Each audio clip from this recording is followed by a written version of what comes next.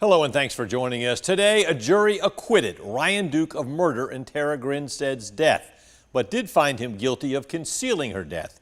Jurors delivered the verdict nearly 17 years after Tara Grinstead first disappeared from her Irwin County home. It means there are now 2 men convicted of covering up her death, but no one is convicted of killing her, even though both defendants blamed each other. Duke's defense team believes his testimony is what swayed jurors.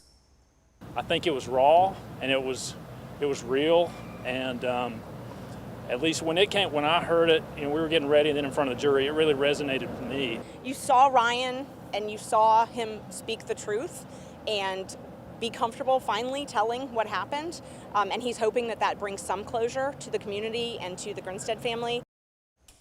After 9 days in court and 8 hours of deliberation, Duke and his team got the verdict they hoped for. We saw him cry in court as jurors read the 5 not guilty verdicts. It's a day many waited for, perhaps none more than the families involved in the community of Ocilla, where Tara lived and worked. Camila Williams talked with people about the case that has haunted Irwin County for more than a decade. The death of Tara Grinstead drew national attention from the start, but in Ocilla, it's been a long waiting game. It's been a wild, long ride. Andy Polk has lived in Ocilla all his life. He knew a lot about the disappearance of Tara Grinstead and the case. From the day she disappeared to the verdict today, it's been chaos. Polk said the case turned the town upside down, from different opinions to people turning on one another and taking sides about who was guilty. He believes this is the worst thing that's happened in Ocilla. The whole town paid the price for what they did. Anthony Polk, he just heard about the case a few years ago when he moved here. He believes Ryan Duke should do some time in jail because he had something to do with Grinstead's death. But if he was guilty, they couldn't prove it. Ola Reed was born and raised in Ocilla and left, but returned recently. She was shocked when the jury found Ryan Duke not guilty. Reed says the whole case is upsetting. Yeah, it was sad though, because everybody loved the teachers. Polk said he's not sure what to think.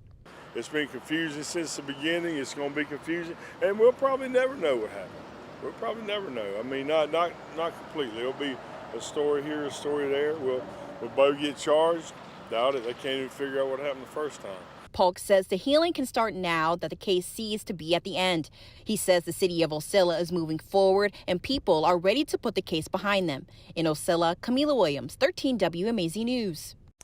The other suspect involved in Tara Grinstead's murder was Bo Dukes. He pleaded the 5th when called to testify this week. As for what comes next, let's take a closer look. While Ryan Duke walked out of the courthouse, no longer considered a murder suspect, the jury did convict him of concealing Grinstead's death. The judge says sentencing will happen Monday morning at 9:30. Duke's defense attorney, Ashley Merchant, says the judge could sentence him for anything from 1 to 10 years.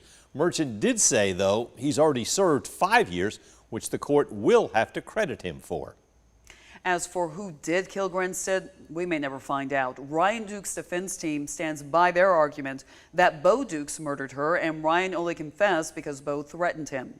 We asked the district attorney today if they'll try Bo Dukes in Irwin County for murder.